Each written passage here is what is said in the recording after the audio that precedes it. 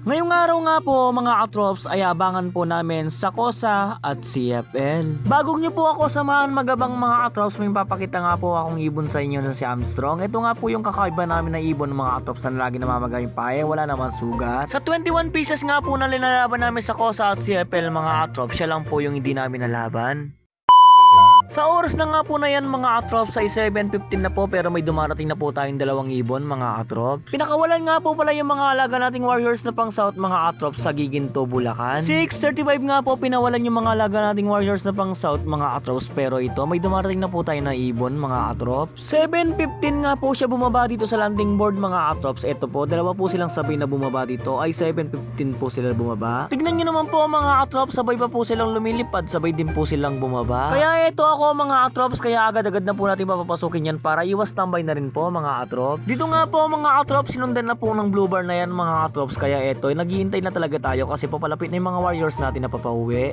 Dito nga po mga katrops ay nagsabayan na pong nagsibababaan yung mga warriors natin, at ito po si Brown, dumating na po yung pinakasigang Brown natin dito sa loob. Sinundan naman po siya ng signature line ni Sir Redmond Ligodan mga katrops, yung pong black na ito, sinundan na po siya ng Brown. Kaya ito na naman po tayo mga katrops, lalapit para po papasukin yung mga alagang warriors natin na pang south para iwas tambay po. Mas mahirapan po kasi tayo mga katrops pag po nakatambay yung mga warriors natin na pang south pag nasanay po sila sa katambay. Ang lagi po pala namin iniiwasan dito sa loob mga katrops ay yung pagtambay po ng isang ibon. Dito nga po ay sunod-sunod na nga po silang dumating mga katrops, buti nila na-apply yung video natin dito, kundi di po natin sila makikita. Kung napapansin nyo po, dumadaretso po sila sa landing board mga katrops kasi nga po mababa na rin po yung nilipad nila, kaya diretso na talaga sila sa landing board. Sa mga nagpapa-shoutout po pala na followers ko mga katrops, ito po siya, shoutout ko na kayo. Shoutout nga po pala kay Jerome Escoto, shoutout din po kay Pilipinas Sampuego, shoutout din po pala kay Alvin Calma, shoutout nga rin po pala kay Joshua Lopez, shoutout na rin po kay Joshua Dizon, shoutout din po pala kay Teresa Santos mga katrop, shoutout na rin po pala kay Pilisa Santos. Nagpapa-shoutout din po pala si Edmond Del Mundo, shoutout na rin po kay Joseph Escato. Sa mga followers natin na patuloy na sumusuporta, maraming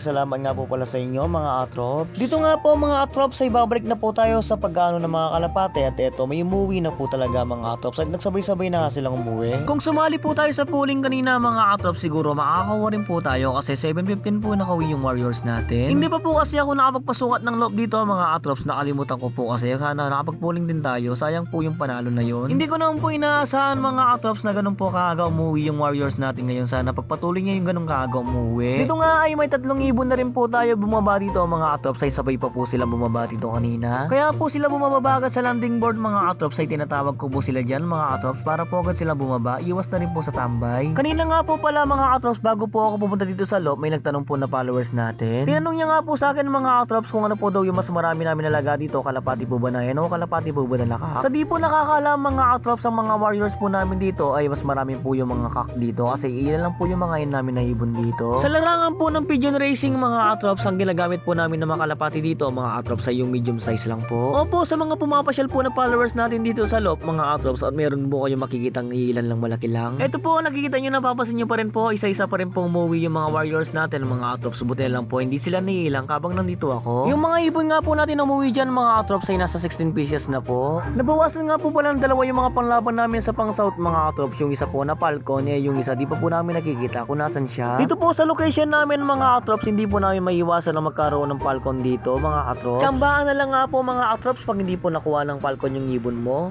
Yes po mga katrops, tama po kayo, ang location po namin ay mapuno dito. Isa pa pong dahilan yan mga katrops sa mga lalaki ng puno, kasi po dyan po nababakting yung mga lagang warriors natin pag po malakas yung mga hangin. Dito nga ay nagpapakain na nga ako ng mga lagang warriors natin mga katrops. Syempre papakain natin ang walang iba kundi ang kabalin ni Sneaky. Ang solid na kapartner po ng Kalapatids Flyer Mix, yan po ang pinapakain namin.